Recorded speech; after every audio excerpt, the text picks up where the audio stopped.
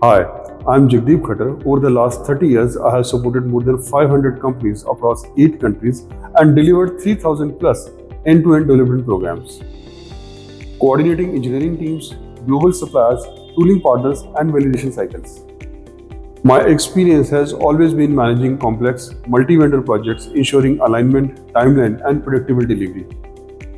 Across our programs, this approach has consistently saved 25 to 33% of development time for OEMs, Tier 1s, and EV startups. I have wrote 2 books, How to Get Most Out of Your Tooling Investment, which is based on injection mold buying, and my second book, which is upcoming book, From Idea to Road, dedicated to automotive industry. Because structured program governance is the real backbone of vehicle development. Over 30 years, I have executed thousands of molds and built engineering and tooling partnerships across the global market. In my experience, I have seen one thing repeat again and again. Good teams get trapped in a bad tooling decision. It usually starts with a good intention. Someone tries to save money, someone wants to show efficiency, someone wants to impress their boss with a lower quotation. I have worked with hundreds of purchase managers, and most of them are genuinely trying to support the company.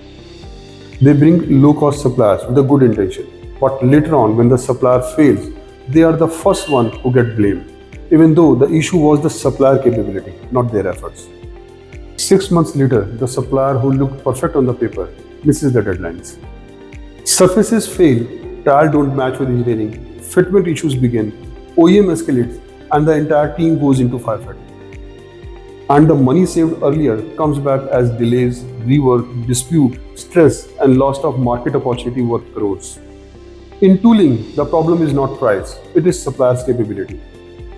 A supplier must be chosen for responsibility, engineering strength, surface maturity, and the foundation behind their promises.